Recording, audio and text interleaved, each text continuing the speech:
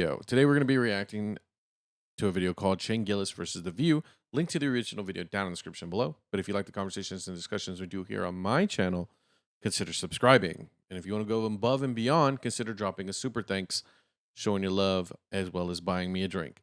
Love you. Let's get into it. You know, straight guys were always funny. Straight women, and I not all of them. Yeah. The best audience. When I was a kid, they were always funny. They were always funny. But, you know, Well, we're I guess talking white about, guys have changed. We're talking about What an ambiguous phenomenon life is. You get hung up on, you know, some fun jokes at the ESPYs. You're literally missing the point. We're having fun. Which brings me to the next point, dude. The View. I wish I was watching The View. we are the first line of defense against tyranny. Yeah. And all of this, you can't. Okay. All right. Slow down. The first line of defense against tyranny is The View. They're trolling. She's smiling. She's obviously knows that's crazy.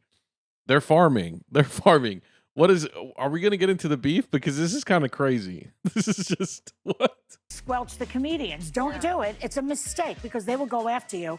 But one thing he did that I didn't like, and that was he said, I didn't write that joke. Yeah. Never do that. Johnny Carson was on the air for, I don't know, 100 years. Never once did he say the writer wrote that bad joke that I just bombed with. And if you watch, That's bad form. I I wish wish John I was Hamm. watching The View so that I could understand comedy the way.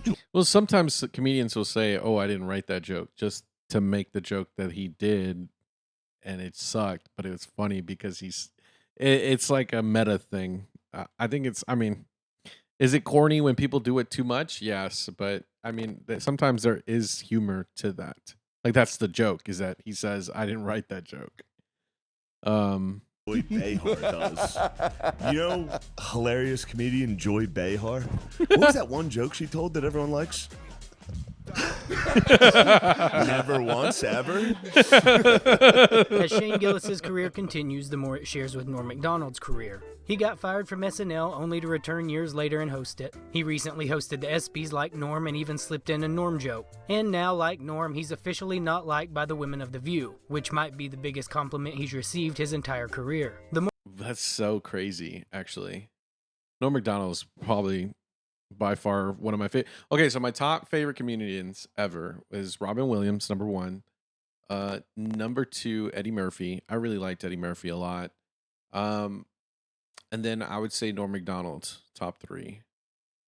And then I actually liked Chris Rock a lot too. So, yeah. Morning after the ESPYs, The View reacted to some of Shane's jokes from the show, and to be honest, the jokes they reacted to weren't even that wild. But when the camera cuts back to them, it's like they just witnessed a war crime. The ESPY Awards last night, hosted by comedian Shane Gillis, who got a mixed reaction from the crowd. Take a look. Donald Trump wants to stage a UFC fight on the White House lawn. The last time he staged a fight in D.C., Mike Pence almost died. You don't have to do that. It was fine. I didn't write it. Actually, there was supposed to be an Epstein joke here, but as it got deleted. A bookie is what Bill Belichick reads to his girlfriend before bedtime. so stupid. They do. They read The Very Horny Caterpillar. The little engine that could, but needed a pill first. Look at Whoopi. Come on. It's like, even if it's low-hanging fruit, just let it hang. Like, you know what I mean? Like, not every joke needs to be up here, but not every joke needs to be down here. Like, just let it exist. Have some ones up top, some, you know, like, I don't know, man. That's kind of crazy.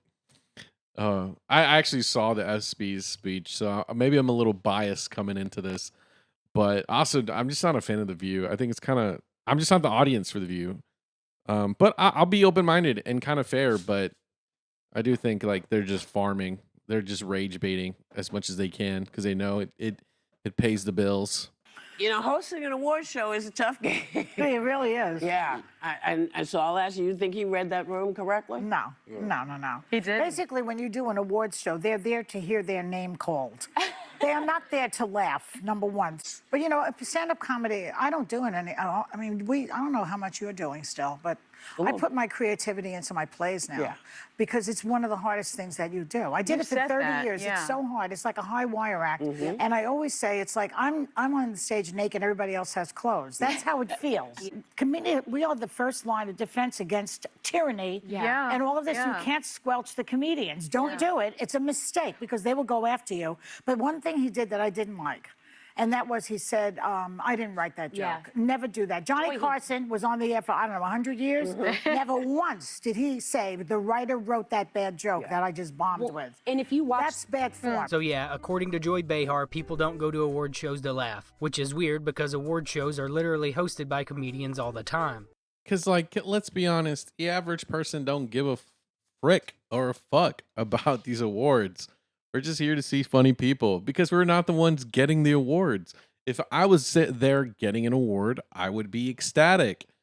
But if I'm not, I'm just there to be entertained. At the end of the day, this is all entertainment. If you're televising it and posting it somewhere, someone's expecting some value. Like, I don't get any value out of, you know, some WNBA player winning an award. Like, I'm not the target audience, but even if I was, what is the value? Oh man, that was, congrats. No, like, I'm watching this. Entertain me. Most people in the room aren't getting an award, and neither are the millions watching at home. Yes. That's why you get a comedian to host, to make the 3-hour commercial for Gatorade and Visa slightly less painful. And I don't know if Joy Behar and Joe Rogan's generation were all handed the same pamphlet, but I've heard Rogan say it a dozen times. You know, in the comedy world, we say we're the last line of defense. Because this is where the woke meets the wall. We are the first line of defense against tyranny. Which is funny because Joy says you shouldn't squelch the comedians and then immediately picks apart everything that was wrong with Shane's set. I think he took it as a compliment, though. What an ambiguous phenomenon life is. To get hung up on, you know, some fun jokes at the ESPYs, you're literally missing the point. We're having fun. Which brings me to the next point, dude. The View. I wish I was watching The View. I know we're having fun right now. I just wish John I was Hamm watching The View so that I could understand comedy the way Joy Behar does. You know, hilarious comedian Joy Behar. What was that one joke she told that everyone likes? Never once ever. That's a crazy cut like that, bro. That's But no, I get it. They didn't like it. It wasn't for them. If they liked it, I would have been like, oh, that sucked. That would have been weird. You are Whoopi, dude. It's literally not for the ladies of The View. Like, literally. It's specifically designed for them to go, I didn't like it. It's crazy they never have like any kind of like, you know what, actually, I kind of saw the nuance in it. It's just like, you know what I mean? Yeah. They're here to not like things. But that's the thing. It's like, even if they liked it, they can't admit it because their audience is all Karens. Karens don't enjoy shit, and they make sure other people don't enjoy shit, right? So like, and to be fair to them, they're in a never win situation, so they must. I don't know, but then again, they get paid a lot of money, so why am I even defending them? But yes, their audience is Karens. Like, how do you even write a joke for that? Like, I just actually don't even like what Stephen Colbert did for however long. Look, he doesn't have a show. Which, by the way, at the time of this video, they just had a protest for for his show getting canceled. Only 20 people showed up. So that's what I'm trying to say. It's like it's the 20 Karens that showed up. That's who that content's for. I still, to me, am baffled how you even try to make content for that audience. Yeah, but like, why though? You got to ask yourself. No, but they love like Hamilton. Hamilton sucks. I will say, hold on, time out. He is Whoopi. Time out. I did cry. I cried at the end of Hamilton. I'll be honest. Look, I cried at the end of Hamilton. Fellas, I did. Fellas, if I saw his son died, dude. If I saw his Hamilton, son died. If I saw Hamilton live, I would love it. Obviously, Shane wasn't too offended. If anything, he should be proud that his set wasn't The View's cup of tea. The fact that he hosted the ESPYs and they dedicated an entire segment just to ridicule him is hilarious. Being a fan of Matt and Shane's secret podcast makes it even funnier. 10 years ago, Shane was stealing canned beans from his parents and doing open mics. But this is the crazy part. This is the only thing I remember about the ESPYs. I don't even know. I have no idea about any of the awards. Shane is literally the only thing I know about the ESPYs. And I don't even follow Shane like that. I'm not even like not saying I'm a fan. I like his comedy. I think he's fantastic, but I'm not like the number one listener. Like, oh, I'm not glazing this dude every other day. Like, he's still fantastic. Like, it's the only thing people know about this fucking thing. Now he's infiltrated Hollywood, suits up for a fancy ESPN event, and instead of playing nice for daytime TV sensibilities, he performed for his podcast listeners. What I felt about Shane, and every time I watch him, is I can feel his nerves. He has tics that say like, hell yeah, hell yeah, hell yeah, over and over. It's like in a speech. Well, when you're and then bombing. he keeps saying, well, the problem is though still, if he then maybe redirected, because there were moments where you could give some genuine shout outs, like where you call out some of the amazing greats in that room without a joke following every one. He had to be starstruck. I was starstruck looking at, who was there. I don't think Shane was starstruck or anything, but he did seem a little off. It felt like he was trying to blend what he thinks an award show host is supposed to do with his own act. Yeah, keep doing that thing where I pretend I'm extremely nervous. I really wasn't that nervous. Cool. Same like SNL. Dude, I hit the hello right up top. Hello. Nah, man, it was real. No, the only thing that makes me nervous is doing like corny stuff. Yeah. Like that's when I get nervous. Like when I walk out there and you see the teleprompter and it's like, what? It's incredible to be around so many amazing athletes here. Like, I can't read that. No. Without being like, dude, that's your blazing sword of truth. People mistake it for just being totally inept, which they might. There's something. There's something there. That's haters, bro. Again, I think the ESPYs weren't really for the mainstream, they were for the dogs. If you weren't familiar with Shane going into it, he probably came off like a dork, which is understandable, seeing how he walked out and hit the mic with the hello. Hello. But if you've been... I think it's just, look, hey, you know what? They hired him to put his own spin on it. He did exactly what they asked for, in my opinion. Watching the podcast, you know it was a shout out to Gardini. New haircut, Gardini. You look like a young boy. Every time he walks into my house, he goes, hello. Really? Every day. Every time he comes, hello. Hello. Hello. Hello, Sean. One of the ladies from The View actually gave Shane props for his Epstein joke, which I agree was one of his best jokes of the night. Funny. Actually, there was supposed to be an Epstein joke here, but as it got deleted. Must have probably deleted itself, right? Probably never existed, actually. Let's move on as a country and ignore that. But of course, Joy had to find a way to disagree. She said it was a bad joke because Shane was assuming everyone knew about Epstein. I thought some of it was funny. Yeah, I mean, some of it was. the Epstein joke, he said, you know, I guess it got deleted. Probably deleted itself, right? Probably never existed, actually. Let's move on as a country and ignore that. I thought that was funny, and he It is funny because it's like that's literally what they're trying to do. Pretend like it never fucking happened. And it's like, what? And then here comes the Karens. They can't, again, like even when they agree, they're not allowed to. actually You have poked to fun know at Aaron Rodgers, the story too. in order to get that Well, joke. I think I think everybody knows about the Epstein story. Everybody never Shane- make that assumption. The Shane audience Gillis doesn't is- read what you read. I think on a national scale, it's pretty fair to assume most people have heard of the most infamous slaver of the 21st century. Yeah. If you're hosting a show for the same network that aired the 30... It's literally one of the few bipartisan, every American agrees that they want to see is this Epstein list.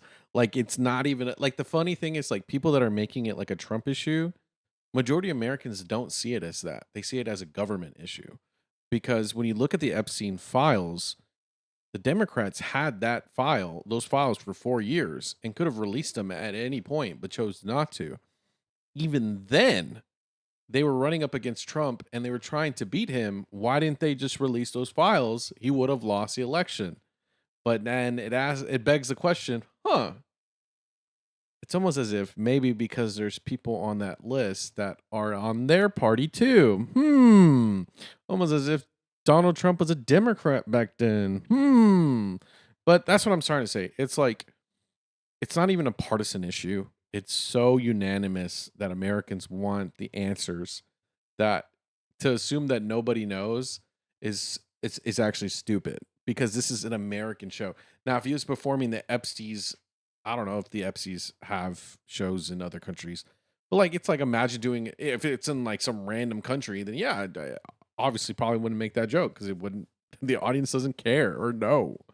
It's just crazy. For 30 on Aaron Hernandez, you can probably slip in a Jeffrey Epstein reference without losing the crowd. Shane Gillis is kind of part of, I don't like using these terms like the manosphere, like comedy. Like he's in a crowd, a lot of MAGA guys follow him. Is that a real word, manosphere? I think it is, but I hate using it. Yeah. What is it? See, where this white how guys far back- exist. The people who follow guys him exist in definitely it? knew that joke, and they're definitely mad about Epstein. Okay. Yeah. But who isn't? Who isn't? So are they saying that you shouldn't be mad about it because then it makes you a MAGA person? Like, I don't understand. That's the irony of this. Even when they try to nitpick, they then look wrong. Manosphere. The manosphere. Is that only white men? No, but it is straight men. He has straight men humor. Straight guys. Yeah. You know, straight guys were always funny. Straight But women, and I Not think, all of them. Yeah. The best When audience. when I was a kid, they were always funny. They were always funny. But you know, we're I guess talking white about, guys have you know. changed. It's funny how The View just lumps most male comedians into the manosphere, like it's some kind of secret society meeting in Joe Rogan's sauna. And then Yeah. they sit there, genuinely confused, asking what happened to all the white funny guys. It was great hearing Matt and Shane. Like, take someone like me. I'm not even a fan of Joe Rogan.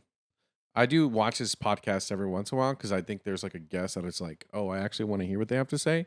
But most of the time, I don't really care for what he says, and nor am I a fan, really. But that's like the irony of this. It's like they're so hell bent on trying to paint everyone as a bad guy because it's easier for them to then critique, and it's just so retarded. It's actually really stupid. Talk about the whole ESPYs experience on the pod. One thing a lot of people, including Shane, noticed was just how genuinely happy Matt was for him. I was so happy to get Brittany on there. So nice. And I will say this, and this is just I want to say this publicly. For sure. When I saw the videos of you laughing, it meant the world to me. Four-time WNBA All-Star Brittany Hicks is here. Give it up for Brittany, everybody. I'm joking around. That's my friend's wife. I knew none of you knew WNBA players. That's crazy. You clap for that. That's like genuinely support. It was like, pure how joy. nice is that to see your boy laughing like that? When you're like, damn. It was unbridled Damn, joy. he loves me. Yes, yes. For real, though. When we started doing the joke, I exited frame because I was holding my face. I was I can't keep it together. And when the whole room of people bought in to Brittany being a four-time WNBA champion. So just like Shane is walking a similar career path to Norm, I think it's worth pointing out why The View hated Norm in the first place. It all goes back to that infamous segment where Norm kept saying the president was a killer. And you could see Barbara Walters just silently dying inside, which of course only made Norm go harder. See, I think we should get the homicide out of the White House and get like a fresh start, because we don't want any more murderers. I think we should just go on to the next question. Oh. Who are the murderers? Yeah. Oh, Clinton, he murdered a guy. Yeah, you know, we're not allowed to, you're not allowed to put out no accusations without That's a little too far. That's the way it does work. Let's just go on to the next question. Yeah. This is not my week. What can I tell you? Oh, it's not mine either, and I'm being very nice, okay? Be a good boy. Now, Norm. Do you never hear that? No. Listen, No, we don't need I to don't want talk to about hear this, this. and I don't want to hear it, and this is not the place to make those accusations, and you're supposed to be funny. Let's get on to the next question. There you go. This is a live show. Not for nothing, Norm, but you have been properly chastised by Barbara, so I'm not going to ask the next question. I thought it was a matter of record. Shut up. Okay. Let me do this, okay? That's okay. That's actually really hilarious. What? Oh my god! I thought it was a matter of record. I'll tell you what's a matter of record. You will not be invited back if you don't shut up. All right, now. Let's talk football. All right, manslaughter. So apparently after that, Barbara refused to be on the show with Norm ever again. And later, one of his appearances actually got canceled. Not because of politics, but because he made a joke on Howard Stern about people who like making grilled cheeses at night. But I think Norm got the last laugh. When he did come back, he issued an apology. But right before he said it, he casually popped a sunflower seed into his mouth and kept a perfectly straight face. He played it so well, I don't think most people even realized it was satire. Reporters always ask you, like, what's offensive? Is anything over the line? And I personally think almost everything is over the line. They like you to be edgy, and then when you are, you get hurt for it. Right. But you know, comedians. But are I will trying- say the remark I made about people with Down syndrome was just a Insensitive. terrible, Yeah. terrible, And terrible stupid. thing for me to We say. agree. Oh, man, we miss Norm. He was really, I think he was ahead of his time, but at the same time, I think he came at the right time because he left so much room for people to breathe because he was just so good. Man, if anything, this makes me miss Norm more than anything. Anyway, let me know what you think in the comments down below. Love you guys. Check out the next one. Bye-bye. This video is brought to you, actually, by viewers like you. Thank you so much for subscribing and being part of my journey and allowing me to be a part of yours. Let's create new memories this 2025 on our road to 1 million subscribers. And with all that jazz out of the way, I just want to say thank you so much. I love y'all and enjoy the video.